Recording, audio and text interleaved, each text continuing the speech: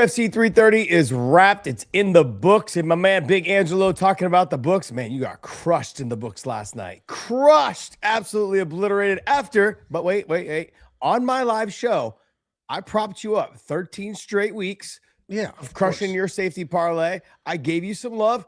This is what happens, right, though, in this world, right? I mean, but what goes up must come down. Josh, we were up 82 units in 7 events. It was bound to come to an end. It was bound to come to an end.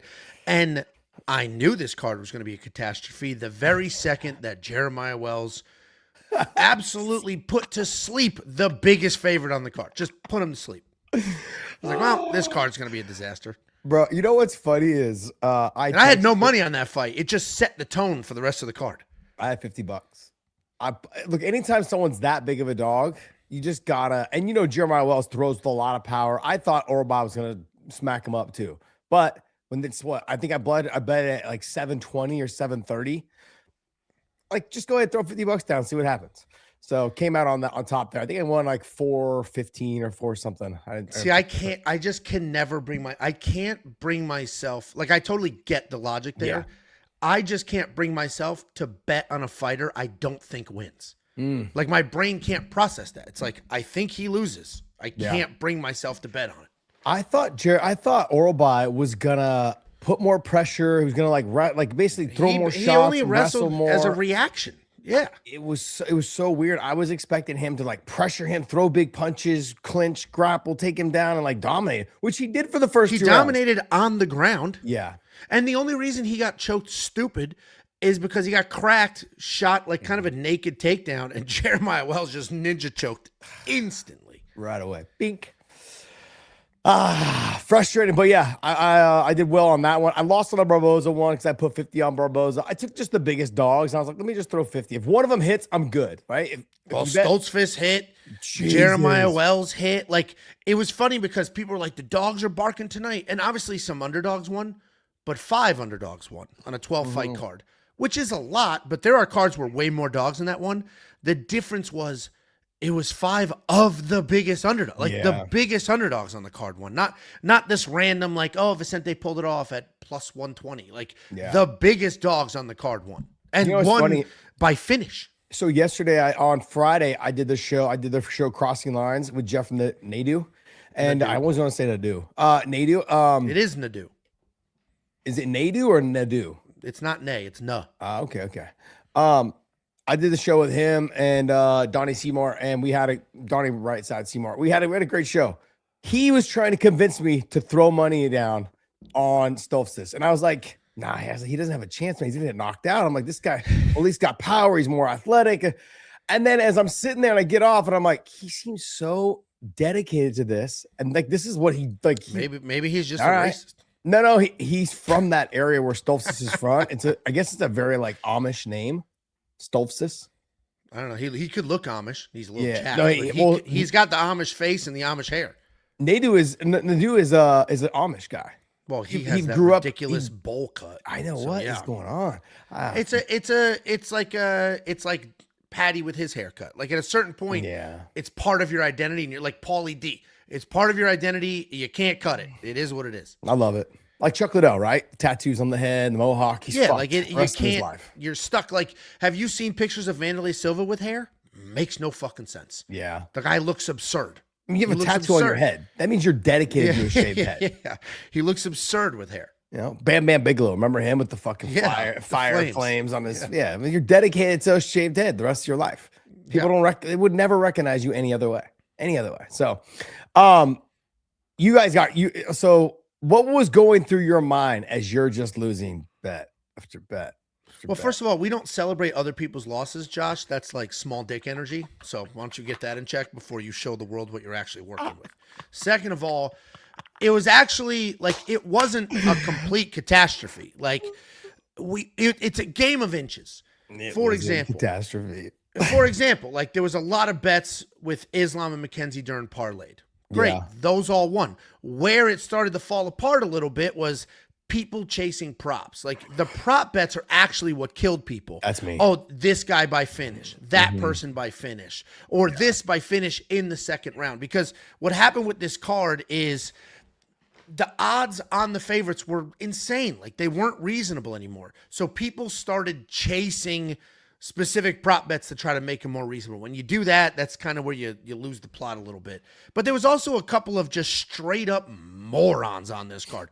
Joel Alvarez, maybe the dumbest fighter on the roster. Like, it wasn't working, you stupid bastard. So why would you try the same thing in the second round, then the same thing in the third round with no adjustments whatsoever?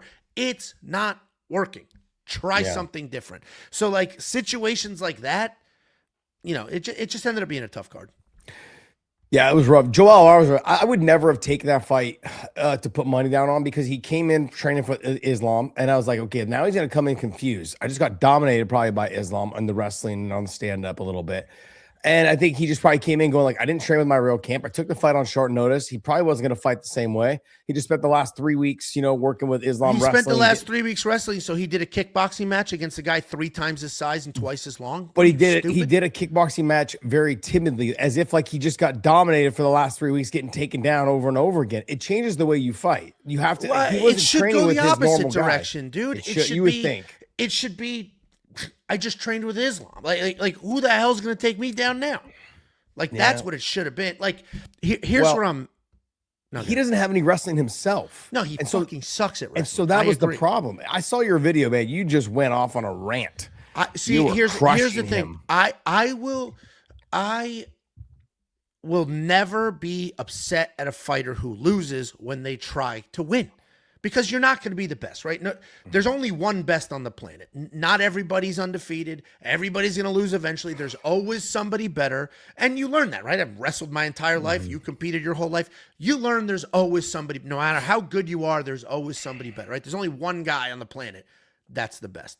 So I'll never get mad at a fighter that went out there, fought their ass off, and just lost. Like, that is what it is. But then when you watch somebody like Joel Alvarez, who made 0 adjustments whatsoever, didn't even try, then it's insanely frustrating. Like, if Joel Alvarez had that kickboxing gameplay in the first round, didn't work. Second round, he comes in, shoots a couple shitty takedowns. At least he's trying. Third round, comes in and says, I can't take him down. Let me push him against the cage and climb his back, which is what Jake Matthews did. Jake Matthews submitted Chidi and Jaquani without shooting a takedown. It's like, maybe try to win the fight. And that's where I get super frustrated as a fan, as somebody who bets on the sport. That's where I get frustrated, is like, you made 0 adjustments. You just kept doing the same thing over and over and over. It wasn't working. What the hell? And his corner, last thing I'll say, his corner in between the first and the second round was like, great job, great round. What were you watching? He didn't even adjust his stance. His left leg got beat to smithereens. Do you think he stood southpaw for 30 seconds? No, just continued to let his left leg get absolutely destroyed. That's what drives me nuts, is making no adjustments. You've cornered and coached. I assume you tell people to make I assume making adjustments is part of the cornering. Yeah, 100%. I love when you can actually make the adjustments live while you're inside the cage trying to fight. Hey, we've got to go to the wrestling. The striking's not working. Or, hey, let's get busy trying to get the takedown, or let's get busy throwing more jabs, whatever it is, right? But if you can't make those adjustments on the fly, you're gonna really suffer as the fight goes on. I've had moments like that in my own career. The second fight with Gil Melendez, I just had no desire to change the game plan. The game plan was to strike and fucking just try to knock his head off. It didn't work. Lost the title. Is your coach not like, Josh, what the fuck? No, he just basically, Javier and Bob Cook had to switch in the corner. So Javier comes in the fourth round and goes, or not Javier, but Bob comes in the fourth round because Javier's like, I can't get to him. You're going to have to talk to him. He's not listening to me. He's not listening to me. Yeah. So normally I would always listen to Jav, and Bob both, but while they're coaching me, but he's like, I can't get through to him. He's just fighting however the fuck he wants, and it's not working right now. We're losing. We're down, we're down 3 rounds to 1 going into the 5th. Fucking get through to him. So yeah, definitely one of those. I've been in those situations, but this was a different situation. I literally was just trying to knock him out. Like, I was, if you go back and watch, Joel wasn't trying anything. Yeah, and that's the problem. And that's where a lot of frustration comes, not from just people like you, but from everybody. UFC's probably going, fuck this guy. What the fuck is going on? Throw some damn punches. Do something. So Dana White said that about, not Joel. Dana White said that about Ian Gary in the main event. Did you see that? Yeah. He was like, if this dude had any killer instinct whatsoever. So it is funny. Like, I agree he didn't let his hands go, but I didn't see that fight and say Ian has no killer instinct. I saw that fight being like he should go a little more. So it is just funny to see everybody has a completely different take and different reaction to the exact. We all watch the same thing, and everybody has a completely different takeaway. I kind of was also agreeing with Dana. There was moments where if he would have just put his foot on the gas, he potentially could have at least. I had it 2-2. Look, let's just talk about the fight. Ian and Islam Makhachev. How did you score the rounds up until the 5th round? Was it 2-2 going into the 5th, or was it 3-1 going into the 5th? How did you have it scored? I had it. So what's interesting is I picked Islam, but I had a lot of respect for Ian going into this. So I'm like, I'm not touching this bet wise. And I had it 3-1 going into the 5th, but I just found myself rooting for Ian Garry the whole time. Like I just found myself being like, oh my God, he could potentially, and I just found myself rooting for him. But I had it 3-1. But there's this whole newfangled, the only thing that matters is damage. If the only thing that matters is damage, Islam lost that fight. He did nothing to Ian Garry. What did he do outside of takedowns in control and a head kick in the 2nd round? What did he do? Okay, Nothing. so look, I had him winning the first 2 rounds, and I'll answer your question here at the end of this. And then I had Ian Garry winning the next 2 rounds. So I had it 2-2 going into the 5th. 3rd was for sure Ian's. I don't think he won the 4th. It was close, but look, I gave it to Ian. I just, on my side of it, like I think who I am, and everyone's like, oh, you're a fucking homer. But no, I literally had it 2-2 going into the 5th. And then in terms of damage is accumulated because I just got done with Big John's command course and doing the referee, and I actually passed the judging course. I fucked up the refereeing part. But if I'm judging this fight, the big head and arm throw, that's considered damage. It's the big high flying takedowns. He lifted him and scooped him and slammed him. Sure. Those kind of takedowns. Those are the ones that actually, those are considered damage. If you just run to the fence and hit a double leg and then scoop their legs out, nothing happens. You get you get a little bit of points for takedown, but then what are you going to do from there? So I had it 2-2 going into the 5th. I thought the takedowns where he dropped him with the head kick in the 2nd, he definitely won the 1st and the 2nd. I don't think there was any doubt that he won the 1st and the 2nd. Ian just didn't do anything. Had he thrown 10 more strikes, maybe he would have won the 1st. No way he would have won the 2nd because he got dropped. And in the 3rd, I've had him win in the 3rd and I had him win in the 4th. He just didn't do enough for somebody who always talks about I'm going to knock him out, or he's not getting out outside the 2nd round, or he's just not on my level. You were showing that you were actually talks like that. Ian Garry. Like that. No, Ian Garry does talk like that. He's almost too respectful. That's what annoys people. No. All of his stuff, even Usman and his Usman, Kamaru Usman has talked about. All he does is talk about how he's going to finish people. Motherfucker hasn't finished anybody, and that's what he talked about. He has talked about people aren't on his level. His move, he's too good. He's too fluid. He talks like that. Bottom line is, last night, he had an opportunity to show it and prove it, and he was right there. He just didn't pull the trigger. And I think that's what Dana White was talking about. No killer instinct. Put your foot on the gas and get after him to win that title. You want the fucking title or not? That's the question, right? And I've never been a guy that said, you've got to beat the champion to win, for the title. I actually I totally understand people who disagree with that. I like that mindset, though. I do like it, but beat the champ to be the champ. Like a super close fight, tie goes to the runner. But I get if people disagree with that, but I actually like that logic. Yeah. No, I agree. I like the logic, but that's just not how they score it. Yeah. That's not how they're supposed to score it, right? So Ian had his moments. He had opportunities and chances. I think he should have seen the look on Islam's face going into the 4th or in the 4th and 5th and been like, look, if I just put my foot on the gas a little bit.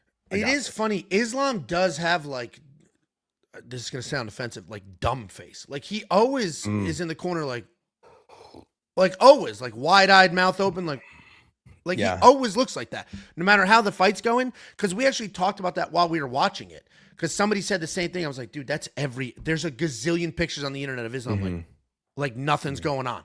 That's just his resting face. Like my wife has resting bitch face.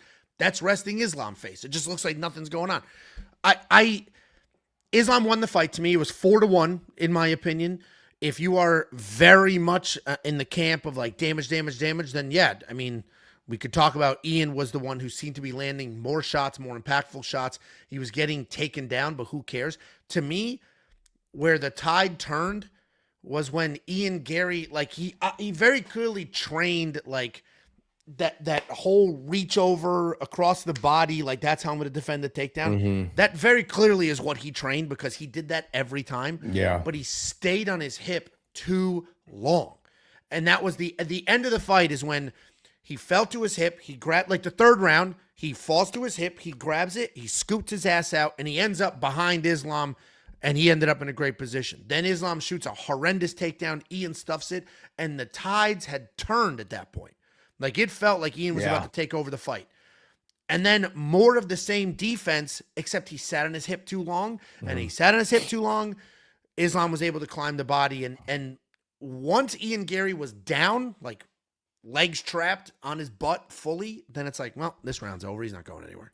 Yeah, what happened is that in that first one when he was able to get up on top and Islam wasn't able to get the takedowns because he pushed off the fence with his foot. So Islam took him down, he got to the fence. That gave him the opportunity to use the fence to push up and get over on top. Once that happened, you could tell Islam got a little got tired. Then on top of it, having that big guy on top of you. Yeah, he got tired. He got tired in that. I mean, Islam has dog in him. We saw that. We saw it in the Volk fight. We saw it in the Dustin fight. Like, he's got dog in him. No, he is. So I think most people's takeaways here are, Islam loses to Michael Morales, maybe Carlos Prates. Like, he's losing to these dudes. Okay. Is that your takeaway too? And you're a homer. Give your caveat, whatever you're about to say. So no, because here's the thing: Carlos Prates doesn't have as good a takedown defense as Ian Garry. Correct. Yeah. He's also not as mobile of a fighter as Ian Garry. He's not. But he may not wait on the feet though. He might actually throw. No, you're right. But I also think Carlos Prates gets taken down and submitted. But I also thought that about Ian Garry. Yeah. Ian Garry did a good job of wrist control. Like this is what you guys remember when Leon Edwards, I think he fought Kamaru Usman the second time, not the first time when he beat him, but the second time when he knocked him out, and then even the third time. He's really good at wrist control, defending the takedowns, getting away from the fence, those things. He had set that up. He had been working on that, and he had a lot of success with that. Ian Garry in this fight, because I think it seems like he's got long hands. Like Tony Ferguson's got like really long fingers, so when they grab your wrist, like your fucking hands goes all the way around your wrist and all the way kind of wrapped around each other. I felt like in this situation, Islam got really frustrated when he couldn't get his hands back. Every time Ian Garry went to defend the takedown, or every time Islam was getting ready to get to his back or something, he'd grab a wrist 2-on-1, and Islam just couldn't move. He was stuck there trying to get his wrist back, and I think that kind of frustrated him as well a little bit. I thought Ian fought a good fight. I know that I'm always going to lean towards Islam. That being said, do I think that he can beat Michael Morales? Styles make matchup. I've always said this. That is the toughest fight for him. I'm actually surprised that they didn't give him that fight this time around because there's some more pressure. If you wanted to get him beat, or if you wanted to have this energy of Michael Morales is the man, is that you could add that pressure of Islam having to beat Anderson Silva's title into defending he just passed it. He just passed it, and then on top of it, to basically defend his second title, which I guess I didn't know this. No other fighter has ever defended their second belt. That's what they were talking about. I think. DC's were the one was an interim, but he did. I don't think that's. But it was light heavyweight was an interim. I think they're talking about the undisputed. It must have been then, if that's what they were talking about. No one's ever defended the second title. BJ Penn didn't defend it. No. Nope. Oh yeah, because he took it from Matt Hughes, then left the UFC, came back. Lost. Yeah. I mean, I think. Listen, I think Islam's stock went down after that fight. I think a lot of people have less respect for him, and I don't mean that in like, oh, they don't respect him as a fighter. Just like before that, he was an unbeatable god, and now people are like, oh, you can beat this dude. Yeah, definitely beat this dude. And then if you saw the clip of Ian Garry and Michael Morales backstage talking to each other, Michael Morales is a giant compared to Ian Garry. So next to Islam, and Michael Morales can wrestle. He's like a 5-time or 3-time Ecuadorian champion. And it's Ecuadorian champion. Wrestling, whatever. But like still, he's a very, very good wrestler. He's got good striking. I will say what worked well for Ian in this fight is he is at shoot-a-box, and he clearly was working scrambles and takedowns. I think what leaves Islam in these fights that are closer than they should be is the fact that his go-to is control. not submission threats. So when he gets you to the ground, he's trying to advance position. He's trying to keep you there. So if the only thing you're worried about is like, let me try to get back up, it's a lot easier for somebody like Ian to stay safe and try to worry to get up. Where if Islam was immediately attacking something, just went for a neck instantly, went for that instantly, now you're worried about 5 things at once and you're not really getting back up and you're not creating these scrambles. So I think the fact that Islam plays it a little safe on the ground, he's not elbowing, he's not striking, he's not doing shit on the ground. I think he landed 0 significant strikes in the 5th round of this fight. Like, I think that's why it looks closer than it is in some instances, because Islam's not threatening anything. So Ian can just worry about himself and not worry about what's coming at him. Well, it's hard to say that though, Angelo, because he's got 10 submission wins in his last like 12 fights or 13 fights. Something like that. So he does threaten the submissions, but I get it. If it's not there right away and they get wrist control, there's no like striking to break the wrist control. He's not just like boom, elbow in the face. Like he's not the fact that Ian Garry spent what 60 or 70% of this fight on his back and his face is totally fine tells you that Islam is not ground and pounding. Yeah. 0259 has a good point. I mean, Islam saved us from the cuck. So it was, I mean, we don't have to, hopefully we don't have to deal with that many more interviews. If he was the champ, it would have gotten way worse. He is just so unlikable. It's crazy, dude. It's crazy how, and I think people don't like him because it doesn't seem sincere. Like people like, you know, not everybody's going to like everybody, right? People don't like me right now, but at least I am just who I am. Where Ian Garry, like, it seems like nobody likes him because he's not seemingly who he's supposed to be. He's just kind of playing into whoever he's talking to. Yeah, 0259. I just gave you a stat. You said, look, he hasn't been finishing anybody. He's holding guys down. He's got like 10 finishes in his last 13 fights or something like that. So I don't understand what do you mean he hasn't been finishing people. Like, that's the problem. But like, I think what it is though, too, you just hit the nail on the head a little bit, Angelo.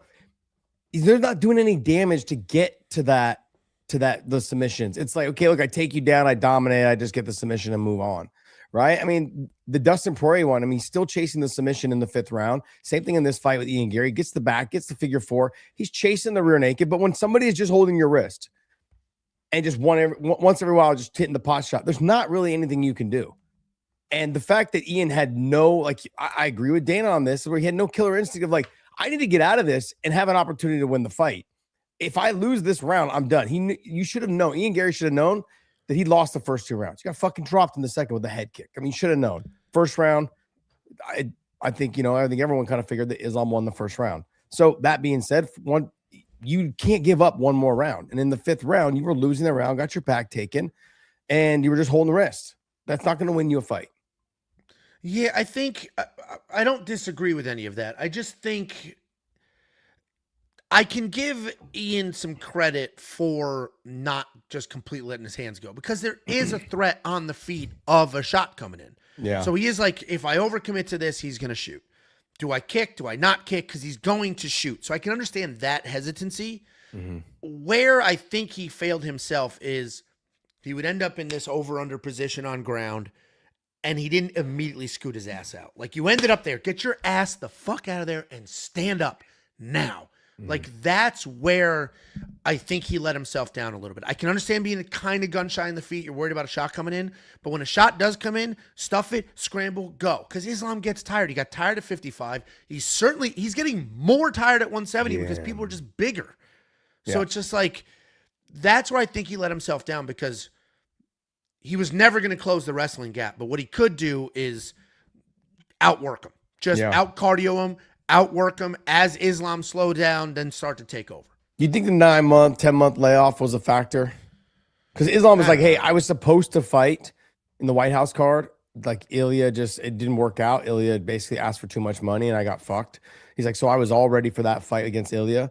I accepted the fight, and now I had to wait for this fight. He's saying that he's like, I want to fight before January. He's like, you know, Ramadan's the end of February. He's like, I want to fight again before January. We're not going to see Islam for a whole nother year, dude. There's no way he's fighting again. We're not going to see him for another year. They have another fight, I think, in Abu Dhabi in November or something. We will not see him for another year. I promise you. No, because Ramadan does happen, and he kind of took a beat. He took some damage there, so he's got to heal up. He's got to get better. And you know, Khabib doesn't rush anything. His fighters never take short notice fight, which I totally understand. This isn't a criticism. They don't take short notice fights. They're very professional. They're very locked in. They're not going to rush a single thing. He's the champ right now. We're not going to see him for another year. I think we see him sometime in December or January. First fight in January or the end of December. Yeah, I mean, and who does he fight? Pratis or Morales? It's got to be Michael Morales. Now the problem is the UFC might make Michael Morales and Pratis fight each other, just because who else are they going to fight? They can't both sit around forever. And I think Morales has earned it over Pratis. A lot of people are like, "Oh, Pratis because look, he beat 2 former world champions." This that, which is true. Like if you look at who they've beaten, Pratis has beaten the better fighters, but Michael Morales is undefeated. Michael Morales is, I think you just kind of lean into the whole undefeated aspect. And Pratis is a fan favorite. Yeah. There's no rush to get your fan favorite a loss. Like, just let him be the fan favorite. Let him knock the teeth out of somebody else. Like, if Sean Brady wins versus Gabriel Bonfim, let him knock Tom Brady's teeth out. Yeah, I could see them putting Pratis next. Similar body style, see what Islam can do against a guy who's same length, not as fast, not as good takedown defense, but will throw the punches. Ian Garry sat out in the middle in his wide stance. I thought he'd move more. Nope, he just took the center of the cage. Like, look, I'm right here in front of you. Yeah. But I said this, I go, and you and I both, I think, said this. If he wins, if Ian Garry was to win the fight, it was going to be a boring fight. He just didn't throw enough. And I thought he would stick and move and throw one shot. I think that fight was boring because of Islam, not because of Ian. Ian didn't throw hardly any shots either. Let's not pretend like they were throwing. Ian wasn't diving at legs either. I mean, the only exciting exchange was Ian getting knocked down. So no way, a couple scrambles. That third round was very exciting because Ian scrambled out of there. You mean and then Islam's taking desperate shots. Dude, to pretend that somehow Ian Gary's the more boring of those two is a wild homer twist. No, it's not. No, it's not. All right. The most exciting exchanges were from Ian Garry, or not from Ian Garry, from Islam. Correct. Yeah. Was the head and arm throw, the fucking head kick knockdown. He had a side headlock and one kick. Awesome. Are you kidding me? It was awesome. The side headlock. The side headlock was awesome because it was a sag. Yeah, because he grabbed and just sat. But the way he set it up though too is he waited for Ian to push in and then threw it. It was awesome. No, it was beautiful for sure. Because you don't see a lot of side headlocks in MMA either. Well, I think right before that, he went for the inside foot sweep, couldn't get it. Ian pushed back in to balance, and he just threw him. Bink. No, it was a beautiful takedown. Yeah, those were the most exciting exchanges in the whole fight. I don't think that fight was as boring as a lot of people think it was. A lot of people were like, that fight was horrible. I don't think it was that boring because it felt kind of tense. Like Ian was building momentum, and then, even in the fourth round, you're like, come on. And then he gets taken down, and that's when the wind comes out of your sails. Yeah. But I think, if we're going to blame it being boring on somebody, I'll blame the wrestler who's desperately shooting takedowns. That's master of the universe. Let me just go ahead and And Mr. Billy Big Balls is a fucking clown shoe dork who will not stop saying dumb shit about me. Oh, now this guy is saying Ian Gary's exciting. Did I say Ian Garry has exciting fights, or did I say that fight was boring because of the desperate wrestler? God. Obsessed with me. 8 o'clock in the morning. This dude is he hasn't said a single thing other than criticizing me. A weird energy. Was he on your show last night doing the same thing? No, I'm just basing it off of you right now. It's crazy. Oh, this is great. It's crazy. Master of the universe. Where is Big John? This chubby kid never fought in his life. Did Big John fight? Clown dick shoe fucker. And I wrestled my entire life. I won a jiu-jitsu national championship, so let's just take it down a little bit, guys. You guys let's just enjoy and hang out on a Sunday morning. Angelo, don't get triggered. It's impossible not to get triggered. You gotta get through your morning coffee before you start letting people trigger you, buddy. If I drink it too fast, I will have to get up and take a shit halfway through this show. Oh, really? That's the only reason I drink coffee. Really? Literally the only reason I drink coffee is to get the inside out. I've got to tell myself not to drink more cups of coffee throughout the day. I've settled it down just to 1 in the morning. Do you know Dunkin' Donuts sells a bucket now of coffee? 48-ounce bucket. Oh wow, it's limited time, and I got one the other day. Well, I got it just for the bucket though. I'm not gonna drink 48 ounces of coffee, but I got the bucket. Yeah. Who does he fight next? Islam, and who does Ian Garry fight next? I think Islam fights Michael Morales next, or should fight Michael Morales. I don't know. I think maybe Ian Gary waits for the winner of Sean Brady and Bonfim. Do you think maybe Ian Gary fights Michael Morales and then Pratis gets the next title shot? I don't know why they would give Pratis the title shot. Like, yeah. Well, I guess that's not true. I could see them giving him the title shot because he has some good wins, but I think I don't know why they would want to rush a fan favorite into a very bad stylistic matchup like this. Yeah. They love him. People love him. He has momentum. He's fun to watch. He lost to Ian. Nobody cared. There's no reason to rush him into a title fight because stylistically horrific matchup, and just give him, let him knock some people out, get even more fan favorite, and just build that. I wouldn't give Pratis a title shot. I would give it to Michael Morales, and I would give Ian Gary, I don't know, maybe Sean Brady if he wins, Bonfim if he wins. I think he's the only fighting nerd that still has some momentum going. Pratis. That Jim, Jean Silva has. He's coming up against Yair Rodriguez, but then Jean Silva with all that drama about being a kind of a crybaby when he's definitely a crybaby. Mauricio left and Ruffy left. Yeah.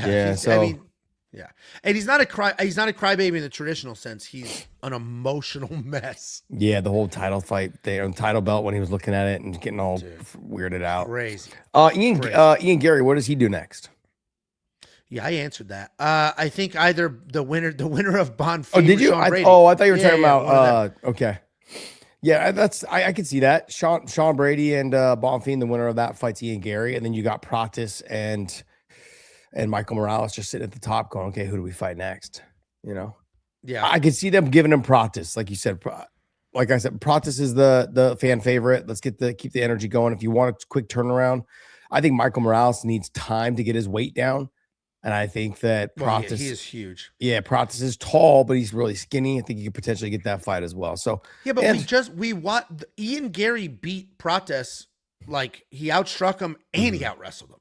Yeah. So it's like, if Ian Gary's out wrestling you, what the hell is Islam going to do? Possibly. That's why I just think it's a bad matchup stylistically, and Pratis is a fan favorite. So why not let Pratis beat the shit out of a couple people? You rally behind him. I would rather, if I'm the UFC, I'd rather have people screaming, yelling, beating down the door saying, why does our favorite fighter not have a title shot? Than be like, no, all right, throw him in there. All right, lost, back. Like that's my only thing with Pratis. Can I say this? We were with Ian Gary. Every time you want to fucking pat me on the head, pat me on my back, hug me after every round. Dude, it was crazy. Fuck away from me. It was crazy. It's like, dude, I get it. Get away from me. Yeah, that was weird.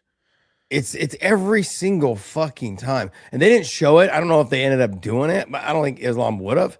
But if you've ever watched Ian Gary's fights, at the very end, win or lose, he tries to grab the guy by the wrist and pull him down to his knees to bow like Thai style guys. Like, get the fuck out of here with that shit. Yeah. No, I'm not kneeling down on the ground with you. I just fucking fought you for 25 minutes. Get the fuck out of here. Dude, and it's like, it's so funny because that's happened to me in, wrestling matches and jiu-jitsu matches where I'll have a nice takedown or do something and the other person's like, dude, that was sick. It's like, shut the fuck up. Yeah. We'll talk about it after. I'm in the middle of this right now. Because when you start doing that, you're almost like diminishing what I just did in some weird world. It's like, dude, I just tossed you to your back and you'd be like, oh, nice. It's like, no, it's like, what? That's your way of saving face? Like, you're just not trying that hard right now? Like, oh, nice job. No, stop it. Stop it.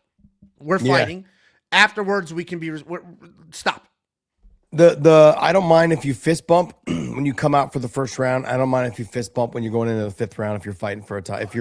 That's it. Like, you fist bump for the last round, that's it. And then you move on. It's fight. It was like, I don't even care if it's just like face to face and like, let's make eye contact and stop fucking touching me. He was way too, because it was between I understand even between rounds, like you're on the ground, the ref stands you up, you go to your corner, boom, go to your corner. I could even understand that between each round. But it was like he treated the end of every round like it was the end of the fight. Yeah, butt taps, dapped him up. It's like, what are you doing? Yeah. And then speaking of someone who doesn't seem like they have any killer instinct, is Gillian Robertson. Like, the whole game plan, and I said this the week of, I'm like, you have to get takedowns, you have to be on top, and you have to dominate her from the top position. None of that was true. She didn't figure that out till the fifth round. Yeah, fifth round. She didn't figure it out till the fifth round. Yeah. Well, this is where I blame myself for not just trusting my instinct. My instinct was Mackenzie Dern needs to be in the safety parlay because she is better than Gillian at everything. Like literally, not wrestling, but somehow was the better wrestler in 99% of that fight. Yeah. She was shooting beautiful blast doubles up the middle. So I was like, she's somehow the better wrestler, absolutely the better striker, even though striking is not great, but certainly better than Gillian's. And the jiu-jitsu is not even going to be remotely close. And I felt that way for weeks now. And for some reason, there was a giant, I'm gonna tell you right now what the general public, there was a giant percentage of the public that was like, Gillian can win this fight. 25% of people were picking Gillian to win. And money-wise, there was clearly a significant amount of money coming in on Gillian because Mackenzie didn't get past 2-1 favorite. And it made no sense to me whatsoever. And that started to get in my head. Because I'd be like, there's not a world where Mackenzie loses this fight. Like, I can't. What the hell is Gillian going to do to win this fight? And people were very vocal. Like, people were like, dude, Gillian's going to win. Don't put her in the safety. So I didn't put her in the safety. And then we had an insanely dominant one-sided fight. The only success Gillian had was in the fifth round where she got one takedown and just hung out on top for a little bit. Outside of that, Mackenzie Dern dominated every single aspect of this fight. The crazy thing is that every time Gillian Robertson went back to her corner, I'm like, you're not even breathing hard.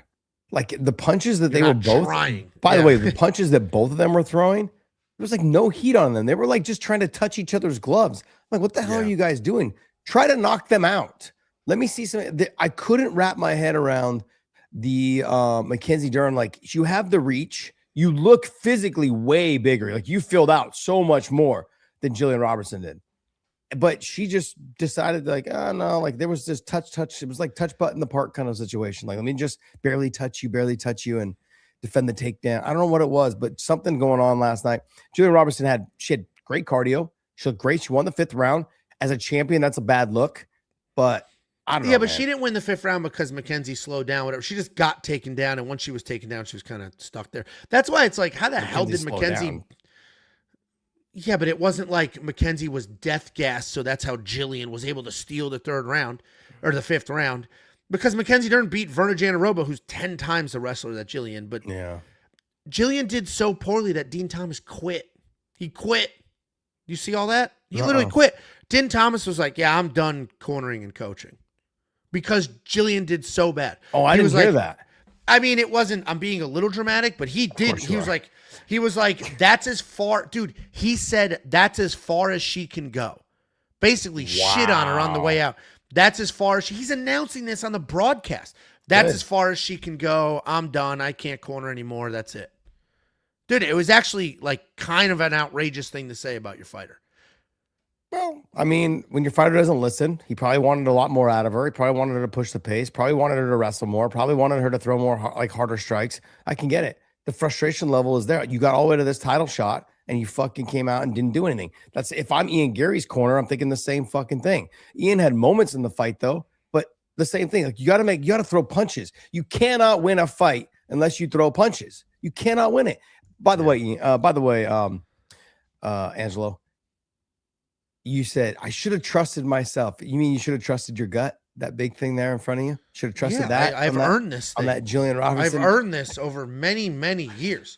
Well, so the universe saved me a little bit because the original safety parlay, just like my immediate, like I'm going to bet on this, was Oralby and Dern. Ooh. And then Oralby's odds got so absurd. I'm like, I can't do that. So the universe saved me from Oralby. So then I was going to do Dante Johnson and Dern.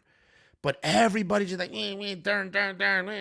So I did Dante Johnson, totally fine, and Joel Alvarez, who I hate. I always hated him. I've always talked shit about him. I've always hated him. And I let the world convince me otherwise. And now here I am mad at everybody. Should just be mad at myself. It is what it is. But that's what I get. Just trust your gut. If you're Gillian Robertson and you hear your coach say, hey, I'm done. She's gone as far as she can. This is it. I'm done. I think a little bit of that by Dean. Frustration at the moment. But on top of that, I think the UFC is like, look, you cannot work our shows if you're cornering fighters.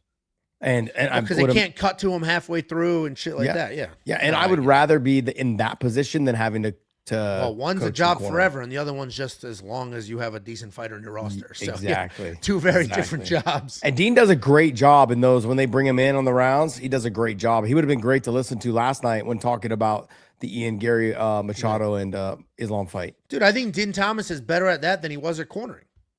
Because he was mic'd up for the corner, and it's like he wasn't bad by any stretch of the imagination. He wasn't Joel Alvarez's corner being like, great job.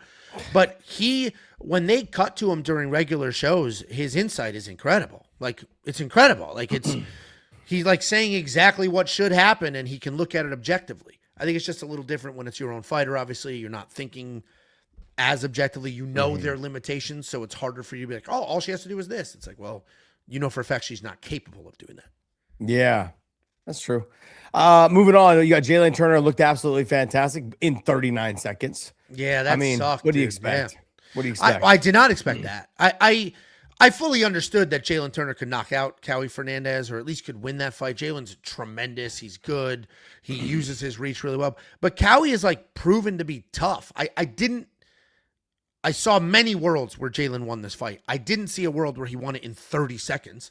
I thought Cowie Fernandez was just kind of too tough to get absolutely slimed out like that. Uppercut was right I to the wrong. Yeah, boy, was I wrong. Yeah, boom, and then just jumped on it. It was over. You guys, let's not shit on Dean Thomas, only because Dean does the show with me every once in a while, so let's not shit on my boy. But on top of that, when your fighter's not listening, what else can you do? There's nothing you can do. And I gave this little talk earlier when we opened the show.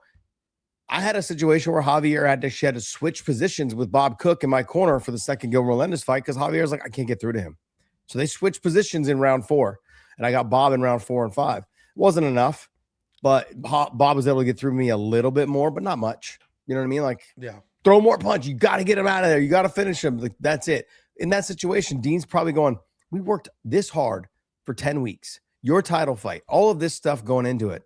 And you go out there and don't throw punches, really. No aggressiveness, no pressure, letting her dictate the pace, not wrestling. And then you finally you have a successful round in the 5th round when it's fucking too late. It's too late. And he's thinking to himself, what the fuck did we just spend 10 weeks on? Where was this? Yeah. Where was this? This is what I needed in round 2, 3, 4. I needed that then. But who's this? I got to go back and rewatch. Did she even attempt takedowns earlier? Did she attempt them? So she did try. She just didn't get them. So it's not like she didn't try. Her very first takedown was fucking atrocious. They are atrocious. She dove at a single leg from like 15 feet away. Oh, that's I remember. Dude, that was like a Randy Couture, James Toney type takedown. Yes, but didn't get anywhere near it. No, I know. That is right. And it's like, I mean, listen, Mackenzie Dern was always the better fighter. Just like Islam was always the better fighter. There's like this dude, A Freedom 123, is under the delusion that I picked Ian Gary. No, I was very confident in Islam to win this fight. I found myself while watching the fight rooting for Ian, but of course I was picking the guy who can control where the fight goes. And when I do a lot of like the breakdowns and the picks, I typically will pick the person who can control where the fight goes, whether it's because their takedown defense is so good or their offense is good. Because if you're the one who can control the middle, meaning there's striking, there's grappling, and there's wrestling in the middle. If you're the one who controls the middle, if you're losing the striking, you get a takedown. If you are not good enough on the ground, you can keep it standing. Like, I always knew Islam could control the middle, so I picked him, was fairly confident in him to win, but I did have respect for Ian and how well-trained he is. Same with Mackenzie. She was just better than Gillian in every aspect of MMA. So it's like, I don't see a world where Mackenzie loses this fight. I let some people get into my head. But then when we look at some of these other fights, Mansour Abdul Malik, he was the one who could control the middle. Yeah. So him just like shitting the bed was very surprising to me. And the reason I think he shit the bed was because he didn't seem to care. He doesn't have like that sense of urgency. If we look at him and then we look at Dante Johnson. Now, I don't agree with how Dante Johnson came out, but that dude came out, started swinging like a madman trying to find a knockout. He got hit a few times hard, and then he slowed down a little bit. Mansour Abdul Malik comes out like just too cocky, no sense of urgency, doesn't feel rushed. And honestly, I don't know, just a guess. I feel like everybody around him is just like, you're the most talented dude here. You're the best guy we've ever had in the gym. You're going to dominate. And he just has that burned into his head. So he goes out there like, yeah, there's no way this guy beats me. And then by the time he starts to turn it up, it's too late. Yeah. I felt like Abdul Malik, what he did was he didn't realize that Stoltzfus was just going to throw punches. Every time he tried to reach and grab Stoltzfus' head into that tie plum, fucking Stoltzfus threw like a 6-punch combination. It was like body, head, body, just fucking threw. Yeah. And that threw him off. He's like, this guy's fucking hitting me. What's going on? And you just saw every time he didn't know that Malik does not know how to move his fucking head offline. I was watching that. It's like his head was always in the middle and Stoltzfus just threw blindly and landed right on the chin. I was like, this is, you've got to learn to throw and move, and then counter if you can, if there's an opportunity there. Nothing. He, like, I have to agree with you. He's a guy that inside the gym probably dominates. I guarantee he's a gym hero. I guarantee he's a gym hero. Yeah. Dominates everyone and thought he was going to go out there. It was a huge favorite. I threw money down only because Jeff Nadeau was like, Nadeau or whatever how you say it. He was. That's the third time you've said it correct and then adjusted it to the wrong way. Is it Nadeau or Nadeau? Nah. Like your instinct is correct, and then you just say it wrong the second time for some reason. He convinced me. He's like, oh yeah, I grew up in he had to know he grew up in an Amish community, and we were talking about that, and he says, no, I got to go. We're talking about fist fighting, not building decks in 2 hours. Limited carriages and shit. That's great. Quakers, don't they do the same thing? I don't know the difference between Amish, Mennonites, Quaker. I don't actually. Mennonites can use technology, but I don't know the difference between 80% of these religions. Yeah. What is cool that the Amish do is they I think it's when you hit 18, they're like, okay, go out to the real world, like leave our community, go to the real world, and then decide for yourself if you want to come back or if you want to live in the regular world. So they're not a full cult. It's not a cult at all. They letting them make. I forget what the name. Letting them of that, leave doesn't make them a cult. Yeah. I forget what the name of that decision is. It's called something when they say go to the real world, and I don't know what percentage comes back versus stays out, but it's I don't know. It's very different because I'm from. What is a Mennonite? Obviously. A Mennonite's the people that you'll see in regular areas, meaning like you'll see them in town, whatever, and they're dressed like it's fucking 1902. Like ladies wearing bonnets and long dress. They look like Amish. No, they look like Amish, but they have iPhones and like, you know, they live a normal technology life, but they look. Got it. Because like Quakers, I think are the same way, right? They dress like that. That I don't know. Quakers. Amish, I didn't know Mennonites existed until I moved to Texas. Oh wow, where are they around here? Yeah, they're like in their country. Oh, we don't. Because Tiffany was the ones like, that's a Mennonite. I was like, what? I've always appreciated families that continue to make their daughter dress like in dresses and like not bonnets, but dresses and like bonnets that's a little too much. A little bit much. Listen, I don't care. However you want to live your life. To me, as long as we're all in our society, and society for me is America. As long as we have the same core values, I don't care how you get there. If your core value is like, be a good person, take care of your family, and do the right thing, I don't care how you get there, what you look like when you get there, what you believe on your way to there. If we're all just trying to take care of our families and live a good life and be good people, I really don't give a fuck. Fucking, I love that, Ange. Good for you. Wear what you want to wear. Good for you. Yeah, I like that, Ange. What does your hat say? Bail or bad? Okay. Bad. It's bad birdie. Bad birdie. It's the dead chicken hat, except it says bad. Yeah. The dead chicken. It's not even a chicken, but everybody here is like, where'd you get the dead chicken hat? Little small bird. It's funny because we went to the PGA for they had some big event, I don't know, like a month ago, like on a Wednesday. It was some golf influencers were there. It was something. And Bad Birdie had a booth. So I went up, I was like, dude, I'm not in the golf world at all. But I wear this hat with the dead chicken, and the amount of comments I get on this hat is insane. Yeah. And like, oh, that's sick. Oh. Mr. Small Wang looks like a Timu hat. That's such a weird comment. Like this is like a huge golf. I don't golf. It's a huge golf brand. Like looks like a Temu hat. I don't understand that comment. Yeah. Dustin Solstice against Abdul Malik. I mean, the fight itself, I thought was a good fight. I thought Solstice entertaining. fought a very good fight. I thought he fought very smart. Abdul Malik just didn't show up, man. I felt a little overconfident. Maybe he came in because he was such a favorite that he just came in and was like, yeah, I'm good. By the way, I capitalized on that $50 on that fight too. I think it won me like 250 or 240 or something. Yeah, it's definitely it was definitely a fraud check fight. And I think we can say that here because I don't think I said after you can say whatever you want here, buddy. After he lost to Yorzi Belaguri, I was like, I don't think that's a fraud check. Like Yorzi clearly very good. He's absolutely tremendous. And Mansour moved forward and tried to win that fight. He just couldn't. This fight felt like a fraud check because Dustin loses a lot. Like he loses a lot. He gets finished. This was the UFC being like, we believe in you. Here's a guy we think you can beat. That's what this matchup was. And it did not go that way for him. It just didn't go that way for him. So I think Mansour Abdul Malik's going to end up like Phil Rowe or Phil Hawes. Yeah. He's going to end up like Phil Hawes, a nasty wrestling prospect who's got power in his hands, who just somehow doesn't put it together. Dude, Phil Hawes at one point was like, this guy's going to be a world champ. Yeah. Mansour's 2 losses are both by TKO. That's a problem. Like that's a problem. So I think we're going to end up in the same situation. A massive prospect, not going to live up to the hype, and it just is what it is. Move on to the next guy. It's funny is every time someone brings up Phil Hawes, all I think about is when DC checked him in the center of the cage after the fight when he fought Duran Win. He's like, what did he say to him that he he's like, you didn't beat me.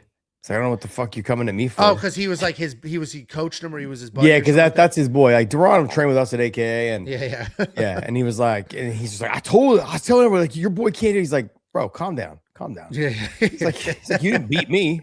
It's not like you fucking beat me, dude. I'll smack you around. Yeah. He's like, oh, I'm sorry. Disrespect. Yeah. Yeah. It's like, but that's what I love about DC. Like he's all fun and games, but like keep it to a certain level, okay, buddy. Before I dial it down for you.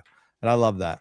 Rabovics, man, looked absolutely fantastic. And I could tell as soon as Edson Barboza made the walkout, he started hugging his kids on the walkout, started crying. I'm like, it's over. Dude, the broadcast knew it was over too. The broadcast went out of their way to say, typically when a fighter retires, they give us a heads up so we could have a package ready. So I guess Edson doesn't know what he's going to do here. It's like, why would you say that? Yeah. If you didn't already have an idea that this, why are you bringing that up? Because they brought it up like while he was walking out. They didn't bring it up like after he got the shit kicked out of him. Yeah. So it's like, obviously there was a conversation at some point. But here's an interesting, I don't think there's much to talk about there. Like the younger, faster guy beat the older dude. Yeah. There was somebody sent me a DM. And first of all, Mr. Dumb Shits, whatever his name is like, Angelo's just riding Josh's coattails. First of all, okay. No offense, Josh. I'm doing 500,000 views over on my side, okay? I think we're doing just fine at We Want Picks. Second of all, somebody sent me a DM for bad takes and said, here's a good bad take. Is Edson Barboza's career Hall of Fame worthy? No. I said no too. And first of all, I actually, before this, was looking at the UFC's website for all the who actually is in the Hall of Fame. There's a lot of people, in my opinion, that don't belong there. Yeah. Only because, like, they're a little too willy-nilly with who ends up in the... Like, if you're just around for a while and do a good job, Hall of Fame. And here's another controversial one. I don't think Cowboy Cerrone should be in the Hall of Fame. I don't think so either. We love him, and he's a ton of... Why is he in the Hall? He's never a champ. Like, why is he in the Hall of Fame? And Edson Barboza, same thing. Never a champ. Some great wins. And if you want to put, like, his Terry Edom knockout in the Hall of Fame, put that moment of time in the Hall of Fame. But not Edson's career. Because I was like, the only like journeyman that you could put in the Hall of Fame is like a Jim Miller. And not because of what he accomplished, but he has the all-time win record. And that is not a record anybody's going to ever break. He will have that forever. So it's like, all right, you can respect that, but people were quick to be like, Edson be in the Hall of Fame. It's like, look at the Hall of Fame of other sports compared to MMA. Other sports Hall of Fames are like, the greatest to ever do it. at their position. And in MMA, it's like, man, people like this guy for a while. They're putting people in the Hall of Fame while they're still actively fighting. It makes no sense. Yeah, look, I can see if you want to put one of Edson Barboza's highlights or one of his fights in the career. Yeah. I thought his fight with Beneil Dariush was a good fight where he lands the flying knee knockout on Beneil after getting mauled by Beneil in the first round. I thought that was great. But like, you can put a fight in there if you want. Like, I think they have Diego Sanchez. He's not in the Hall of Fame, but his fight, I think, with Clay Guida or Gilbert Melendez, one of them. I think it's the Clay Guida fight. That one's in the Hall of Fame. They put the fights in the Hall of Fame. I'm okay with that. But to put the individual in there, I'm not. I don't think Cerrone's one. I don't think Jim Miller's one. I think the bare minimum is a world champion. Bare minimum is like Matt Serra's in there, and he technically was a world champion, and I appreciate that. But that's right. He immediately got the shit kicked out of him in the rematch, and it's like, outside of that, I guess he won the Ultimate Fighter, but like, I don't know, like, Hall of Fame to me is like a legend. People will talk about you forever. You could still have an unbelievable career and not be in the Hall of Fame. Yeah, here Gandalf has something here. He says, "I'll never understand putting people in the Hall of Fame makes some dudes so mad. Get over it, bro." He's talking about me. Or I think I think he's talking about both of us probably because I said no. Also, Deion Sanders said the same thing about the NFL. It also disrespects the people that are already in there. And sure, they're like, hey, but what's the standard now? They're just letting anybody in, right? And this is not a dig at Donald Cerrone. This is not a dig at Jim Miller or at Barboza whatsoever. If you want to put their fight in there, I'm all for it. If you want to put like a highlight in there, I'm all for it. I mean, like Angelo said, his knockout of Terry Edom, that's ingrained in people's mind forever. Forever. I don't think Terry Edom ever fought in the UFC again after that. It was not good. Well, here's who's in the Hall of Fame. So if you guys don't know, the UFC does the Hall of Fame in wings. They have the modern wing, and I agree they should do it this way. Yeah, that's fine. Because like a Hoist Gracie right now would get mauled. Yeah. But he helped create this sport. So the modern ring has wing, which Edson Barboza would fall into if you're making that argument. So do you think Edson Barboza is in the same conversation as Robbie Lawler, Amanda Nunes, Shogun, Joanna Jędrzejczyk, Frankie Edgar, Jose Aldo? Now, Donald Cerrone, I don't think he's in that same conversation with people. Khabib, DC, George St. Pierre, Rashad Evans is another surprising one. He's a champion. Won the Ultimate Fighter. Oh, he knocked. Wait, but he didn't win an actual UFC belt. Yeah, he did. Rashad, Who did he beat? Was it Chuck Liddell? He knocked out Chuck, but that wasn't for the belt. No, but he was the champ, and then the Lyoto Machida knocked him out to lose his title. Maybe, yeah. All right. I'm trying to remember. I think maybe it might be Rampage. Yeah, it might be I think he beat Rampage. We're missing a step for sure. Yeah. Michael Bisping, Ronda Rousey, Uriah Faber's another one because never a UFC champ. Yeah, but multiple-time WC champ. Correct. I get it. It's the same organization. Yeah, and then also, too, all the best featherweights or bantamweights were in there at the time. BJ Penn and Forrest Griffin. Forrest Griffin was a UFC. No, Forrest Griffin beat Rampage. Rashad Evans might have beat Forrest. Okay. Yeah, I don't know. That's look, I'm all for like Stephan Bonnar. Stephan Bonner's in there too, isn't he? No. Oh, he's that's in the weird. ground. That was a fucked up joke. I'm not going to repeat it. That was a bad joke. You said he was in the. Did you say he was in the ground? Yeah, he's dead. Oh wow. I'm looking in the. That's a little awkward there. The Pioneer Wing. It's fine. And the sad part is it flowed off your tongue so fucking quick. Oh, sorry for having a dark sense of humor. We're all going to pretend we're soft now, Josh. We're all soft. You know what someone brought up in the conversation here was that hat could be a bad takes hat. Maybe you wear that. I'll get one that has takes on it. And we wear that during the show. Bad take. Yeah, because there's no way they could just copyright the word bad. No. There's no, maybe that a specific font. I'm looking in the Pioneer Wing. Stephan Bonner's not in that either. That's weird. Hoist Gracie, Randy Couture, Ken Shamrock, Dan Severn. Those all make sense. Matt Hughes. Matt Hughes could be in the modern as far as I'm concerned as well. Mark Coleman, Chuck Liddell, Tito, Pat Miletich, Bas Rutten. Minotaur Nogueira's a weird one. Yeah, well, he was champ. All right. Yeah. For a half a minute. Yeah, that's true. I think his first. Cain Velasquez isn't in there. That's who beat the shit out of him, isn't it? Yeah. Yep. No, Don no, no, Fry. no. Yeah, no, he beat him. He beat him, but after he lost his title. Oh, okay. Yeah, he beat because Kane beat Brock for the title. Maurice Smith, Sakuraba. Oh, they're including what people did in Pride. That's why. Oh, because they bought Pride. Yeah. So Yeah, that's got to be why. Because otherwise, like Sakuraba. So yeah, Yeah. they're including what people did in Pride. And this is where Matt Serra is. Jens Pulver, first lightweight champion ever. Makes sense. Vitor Belfort, they put him in the Pioneer wing. I'd have him in modern. He fought in UFC 6. What do you mean? And UFC 60. Like, Yeah, he's that's been true. around. Like, Yeah, but you said he's- UFC 60. It's fucking UFC 400 right now. Vitor Belfort has fought more recently than BJ Penn and Uriah Faber and Forrest Griffin, and they're all in the modern, and Rashad Evans, and they're all in the modern ring. I think it's because when they started, maybe they're putting him when they started. BJ Penn came Or along when they early. accomplished the most, I guess. Maybe. Okay, so Rabovic, you just said, hey, basically the younger guy beat the older guy, Edson Barboza, you know, the walk-off, send-off. When he started crying, walking out, I was like, it's over. He's not winning this fight. To have your adrenaline dump on your walkout's not great. Yeah, I was like, not a great spot to be in. I go, there goes my $50 gone. Yeah. Because I put 50 on a Barboza to win. He was such a dog. I think he was a plus 470, I think, or something like that. Chidi and Chikawane versus Joe Alvarez. Go ahead, Vent. I've crashed out on this fight 6 times. I'm done.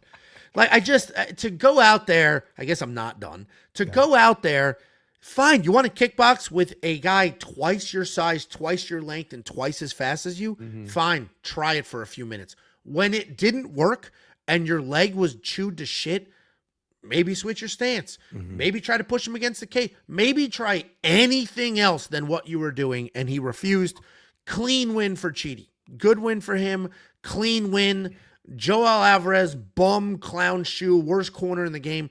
The corner, you might as well have Mitch Raposo's corner out there. They were like, great job. Great first round. In what world was that a good first round? Yeah. And it wasn't like fake, like, hey, good first round. Here's what we're going to do. Like, what's his name used to do? Greg Jackson. Yes. Greg Jackson would do that. Fine. But he would start with the fake compliment and then work to the advice. Joel Alvarez's corner was like sincere in great first round. Like, He was what? fake compliment. Yeah, he was just very much like, all right, let's stay calm. Good job. Where Joel Alvarez's corner is like, good first round. It's like, what did you expect to happen if that was a good first round? Yeah. I mean, that fight was insanely frustrating. Not because he lost, but because he didn't try to win.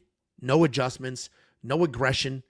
Didn't try. Like, actually, there was like 30 seconds in the third round where he threw a combination. Outside of that, what are we doing? Yeah.